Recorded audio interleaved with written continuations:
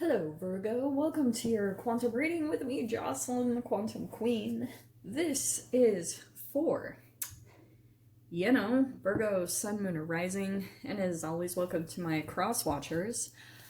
Cross watcher, you could be dealing with a Virgo, and the message could be for you, so feel free to take it however it resonates with you and your situation. Alrighty, Roo. Keep in mind that these are general and timeless readings. Did I already say that? And if you guys are wanting to book a one-on-one, my website information is down below. If you guys just want to subscribe to my website, that way you'll get notifications whenever the readings open back up. Alrighty, Roo.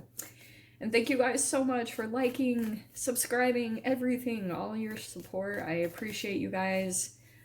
Hopefully I'm doing something here, helping you guys in some way. So let's see what comes out here. What's going on in your energy? It's really interesting that this card is popping out because I was literally just having a conversation about this energy, the shapeshifter. So there could be something coming up. Like maybe you're dealing with a shapeshifter, but that also could be something that you're kind of utilizing. It depends on the energy that shapeshifting comes from. Because it could be shady, it could be someone who literally shapeshifts. But we all do that to a certain extent. But the question is, what's the energy surrounding it? Is it done? Because sometimes you can shift, like, oh, this is why. Okay. Wow. Those are fascinating combo. Never seen that. So we have the box and the shapeshifter. So there could be something going on, Virgo, where you could be feeling kind of like boxed in, maybe literally physically in your environment, or kind of like if you were to take a step back and look at the grand scheme of your whole life, you might be feeling kind of like you're doing this same thing over and over again. You're not really making headway. You're kind of like, you're just going kind of round and round in some type of a cycle. And you're like, holy shiz, like, how do I break out of this? It's kind of similar to a Groundhog's Day. Like, and you have to take a look at the patterns, like what's going on in your day-to-day. What are some things that you could do to shift? For me, sometimes the way that I break out of like a merry-go-round, that's actually kind of what it feels like, is like you're maybe getting off of the merry-go-round. It could be connected with someone else that you're dealing with here. And probably because it's shifting you through some interesting kind of like timelines. If you were to take a look at it, like if we really take a step back, like obviously this is going to be tied in somehow. Someone else in the signs got that box card, so that could be applicable. I don't remember which sign it was. I really apologize. But somebody else got the box, and it's kind of similar to the message I'm about to give, because there could be something about like your constricted energy that is making you pull everything within you. And again, it's something that was programmed in your childhood to maybe when you felt stuck, that created like a chemical programming inside of you. So if you are feeling that way right now, like you're kind of feeling boxed into some type of relationship or situation and it's challenging to break free, yeah, nice. Queen of Wands could be connected to a fire sign. It's kind of like you need to take a look at where your intention is, because it's probably all fear-based, because that's usually what blocks you into a reality, is some type of fear. And it could be a fear connected to another person here. If you're dealing with a shapeshifter, like someone who's maybe a psychopath, like I'm just gonna throw it out there, like some of you guys might legit be dealing with that. But if you're dealing with someone who's highly psychic, or that could be a parent or a lover or an ex-lover or someone, and you just feel kind of like there's something that happens between you and this person that's really weird and fascinating. It's almost like, depending on the type of way that you're activating your energy, for example, if you're not really focused on yourself, when you come around this person, you shift into almost like a more passive role, and someone else maybe is a bit more dominant, but maybe there's something also that could have happened between you and this person where the dynamic shifted, or it's about to, based off of your confidence. So this is what's really going to change the dynamic between the two of you, is almost like some type of action or something that you're maybe doing as far as passion, creativity, something that you're taking a lot of action towards, is going to shift the dynamic between you and another person. So if before you were a more passive role and they were more dominant, this is where you gaining your confidence is all of a sudden going to shift the dynamic, and this person won't really know how to receive you and your energy, because they're not really used to you being in this light, Virgo. Let's grab one more card. All right. Okay. And then we have the Fool card, which I actually love this combo. This is such a cool little combination here, because it kind of feels like that this is the shifting out of the reality, interestingly enough. So it's almost like your consciousness is going to be the shift here, the shape shifting that almost you will need to do. And then you'll be able to see that like this dynamic between you and another person in your life is going to shift once you shift into a different archetype, into a different consciousness, because it's like, whoa, like, wait, you're playing a different role. You kind of are moving your chess pieces in a different way that's this person isn't really expecting, which is going to break you loose, possibly even going to shift you into a brand new cycle. So I love that layout, how that's coming out. Okay, let's dive in. Okay. All right, interesting. Very first card is the Moon. Okay. So it's interesting too with the fire signs. You might have someone that will come towards you that I do get the sense a little bit that they're a little bit cocky, arrogant, maybe even expecting that you would return to them, or expecting that you would kind of like behave a certain way. This person is expecting a pattern from you, all right? That's why I was talking about the merry-go-round, because the Moon card, there's something going on between the two of you that is some type of energetic exchange that's not up front. It's all underneath the surface, because the Moon is kind of an illusion. It's an energy that's not straight up front. It's something that your receptors in the cells of your body, those are the only things that can pick up on this type of energy, because it's subconscious. It's the internal way that your energy is reacting based off of your environment. You know, like if you're in a specific environment, your DNA gets activated in a very specific way. So that's kind of what's happening between you and a particular person. There's like things and energetic exchanges that are going on that aren't up front. It's kind of similar to passive aggressive. It's like, and the way I see that too, this is kind of similar to, oh God, you guys are going to think I'm so weird, but I'm going to say it. It's kind of like crack babies. I know it sounds weird, but give me a moment. You know how crack babies, like, they end up having all these issues, and think about it, like, they're cellularly programmed based off of what their mother was putting in the body, right? Probably some crack, some cocaine, drugs, which shouldn't be in a baby's body, but it's kind of similar. You know how we've always said there's all this talk that sugar is more addictive than cocaine? I almost have been looking at it lately almost like passive aggressive behavior actually comes from an over ingestion or an over intake of sugar, because your cells become programmed with that. But isn't it interesting how cellularly sugar can cause like a sugar high and then a crash? So you can almost see the correlation between if you have like highly energized relationships and then they crash. That's exactly what the chemical programming is doing to not only our personalities and our emotions, but also to the way that our relationships are playing out. So that's why even too, if some of you guys are dealing with some type of addictive pattern in relationships that you keep entangling with people where it becomes an addiction, it's based off of that. Almost like one person might be more into sugary things, like ingesting a lot of sugar, and then the other person is almost addicted to that. Both are chemically drawn to each other, And that's why it can be more addictive than like a drug or an alcohol, an actual addiction to a human. So there's the Hierophant right there, possibly dealing with the Taurus. 2 major arcanas right out the gate.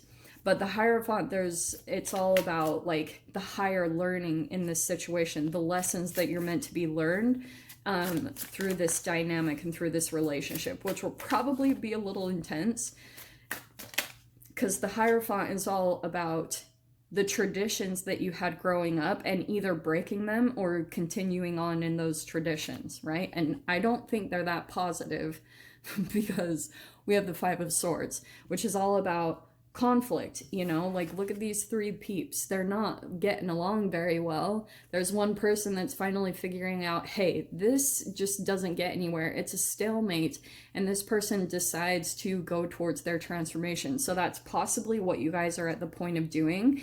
You're understanding that certain relationships, especially this one, that you just can't win, because if you're dealing with the negative side of the shapeshifter, then you're dealing with someone that's evading accountability, or they kind of shift the energy onto you. So you can never really truly hold them accountable. You can't really pin their energy down to get anything really accomplished between the 2 of you.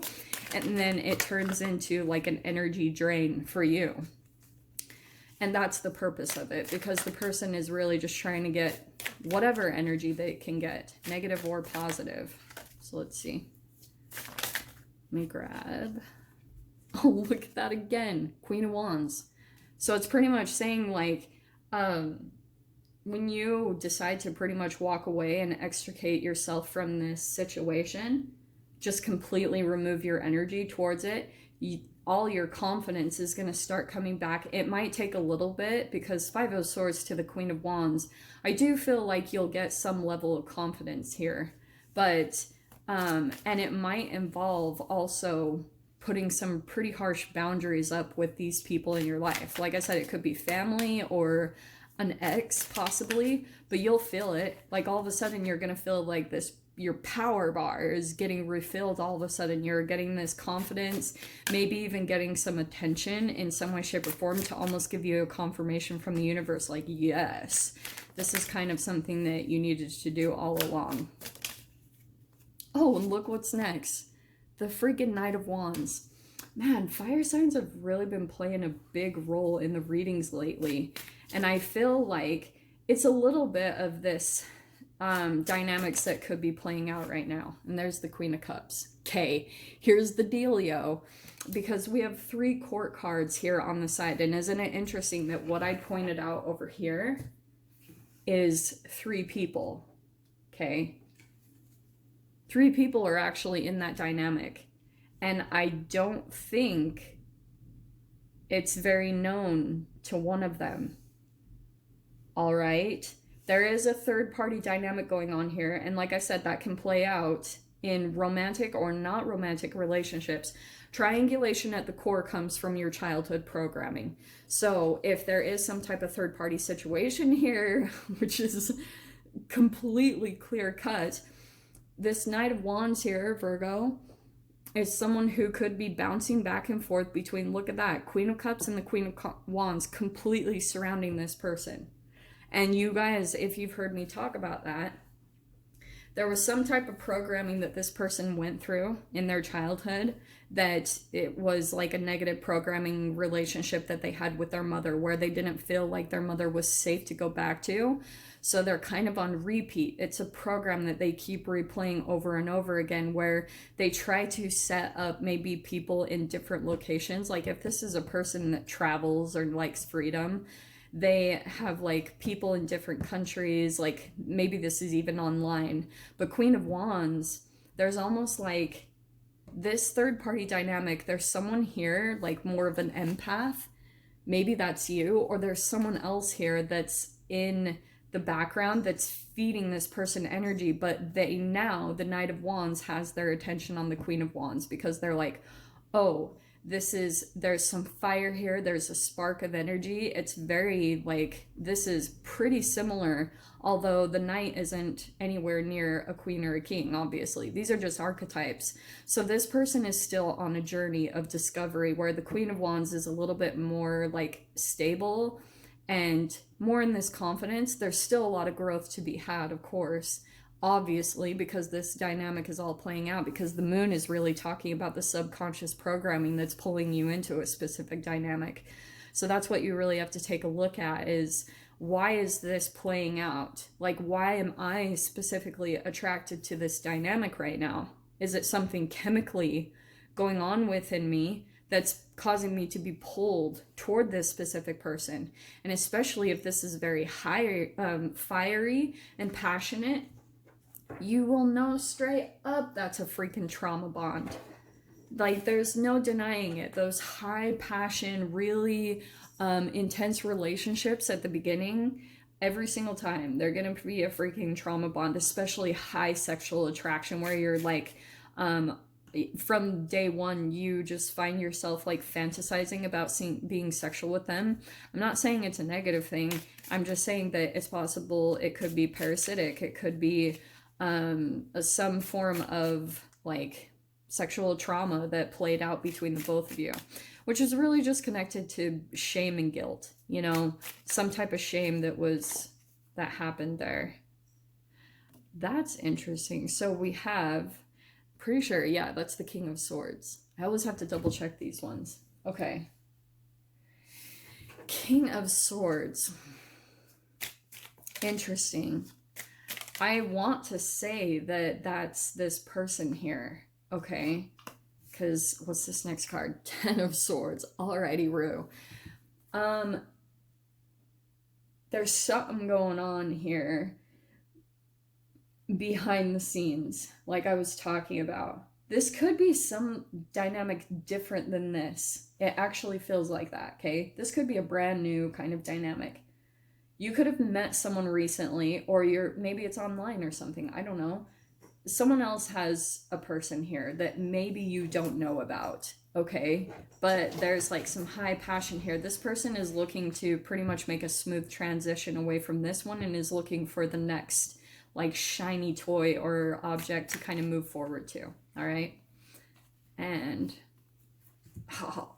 over here on the side with this King of Swords is the Ten of Swords and the Three of Swords.